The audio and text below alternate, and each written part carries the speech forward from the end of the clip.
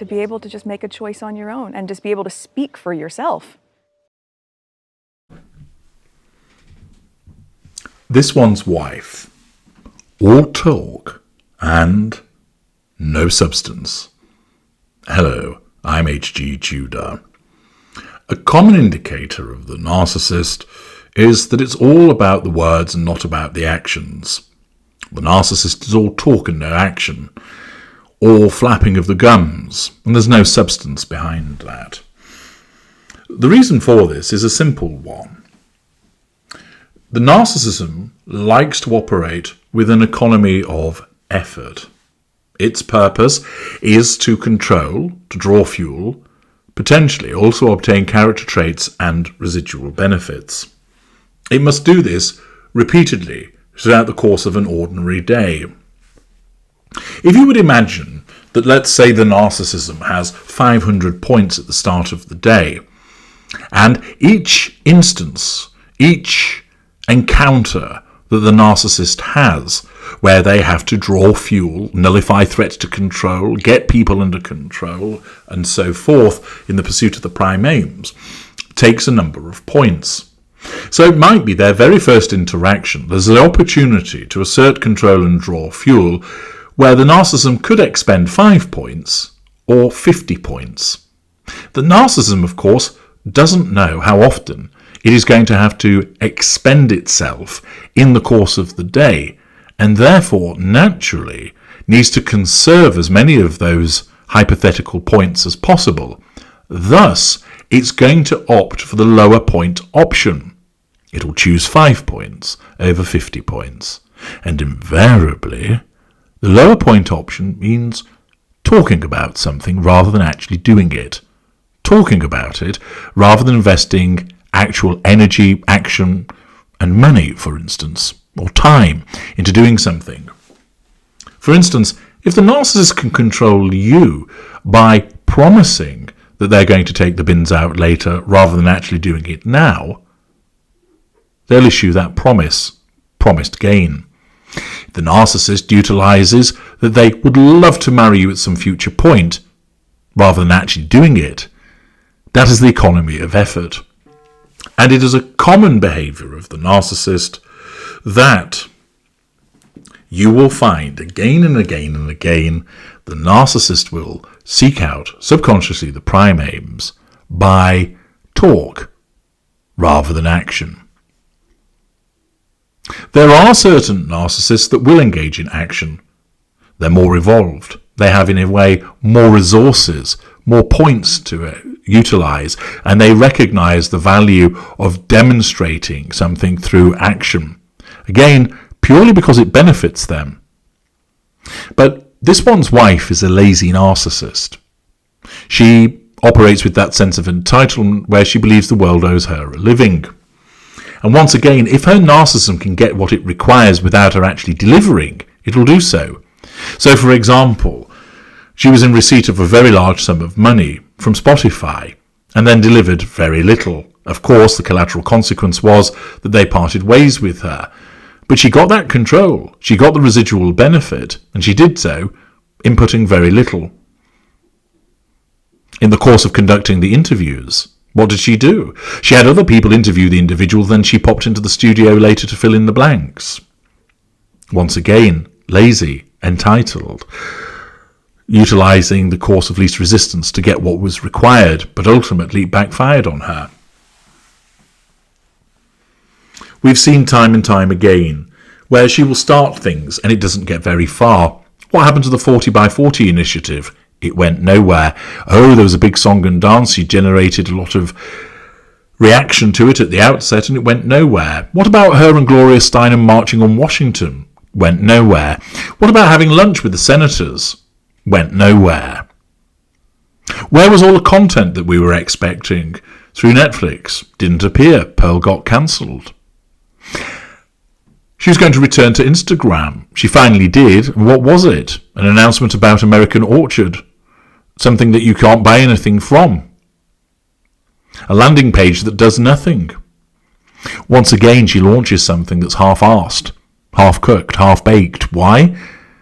because she needed to overshadow the Diana Legacy Awards, and her narcissism directed her to utilise the American Riviera Orchard Walmart store as an opportunity to bring attention back onto herself. And yet, as always, it's backfired. People ridiculed her for it, and also have identified the fact that it's not fit for purpose. It isn't ready. And this has been picked up again by Page 6, by Sarah Nathan and Michael Kaplan, whose article embodies the essence of This One's Wife. This One's Wife's new lifestyle brand, American Riviera Orchard, has lots of flash and fanfare, but so far, not much else. The Duchess of Sussex's latest project was announced online earlier this month with a video featuring the mum of two in a kitchen straight out of a Nancy Meyers movie.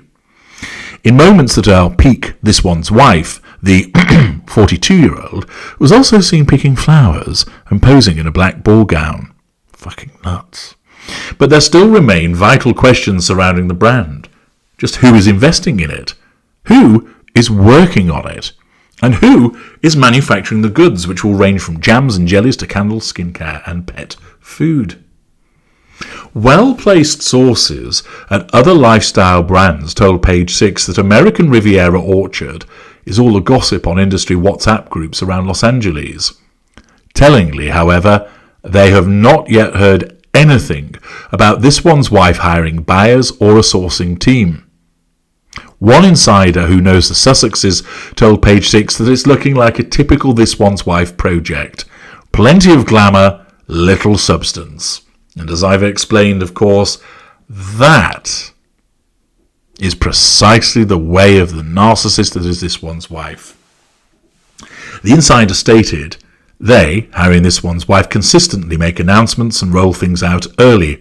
To what point? Sources close to This One's Wife point out that no time frame for an actual product launch has been given yet. However, Page 6 can confirm that the finance types This One's Wife and Prince Harry have been seen networking with, including Wall Street billionaire Ken Griffin and cosmetics mogul Victoria Jackson and her husband, marketing multimillionaire guru Bill Guthrie, both close pals of the Sussexes, are not investing. Ha! Well, doesn't that tell you something? Supposed close friends decide, not for me. Why? Because those successful people can see that it's a crock of shite. Neither is Ari Emanuel, head of WME, the talent mega agency which signed up This One's Wife nearly a year ago.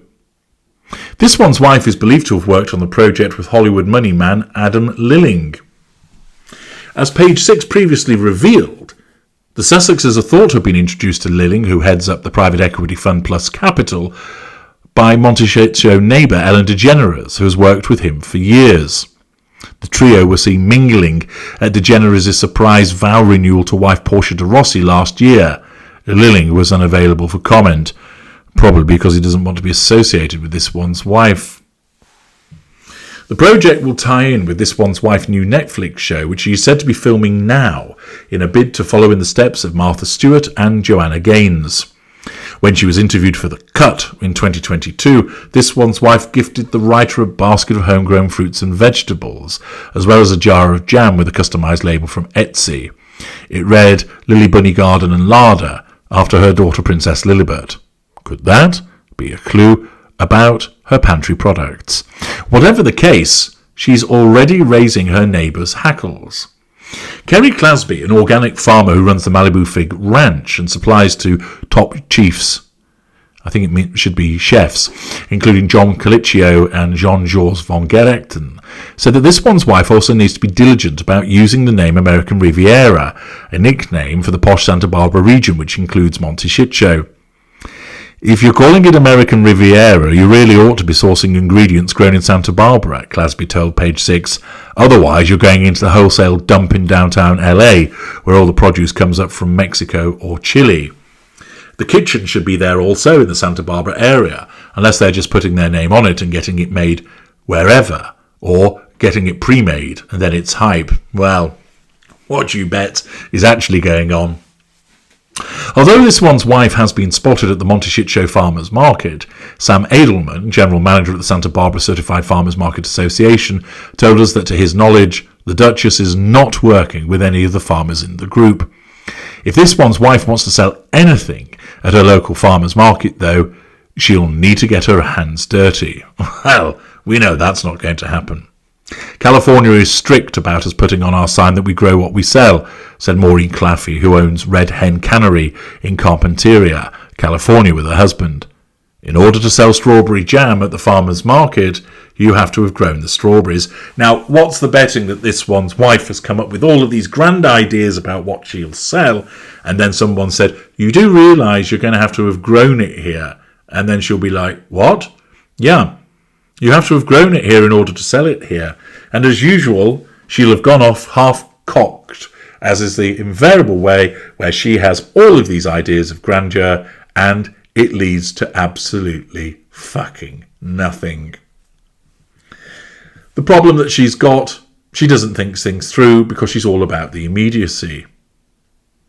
And, once again, as this article is demonstrating, this one's wife is all about the showing off, the making a big splash, and then not delivering, because delivery requires talent, hard work, and industry. And this one's wife doesn't have those things. She just expects to be given it on a plate, something that she's experienced throughout much of her life as a consequence of what her father has done, what Corey did, what Trevor did, and, of course, what was provided when she joined the royal family. This enterprise is doomed, because, just like this one's wife, it's all talk and no substance. I'm H.G. Tudor. Thank you for listening.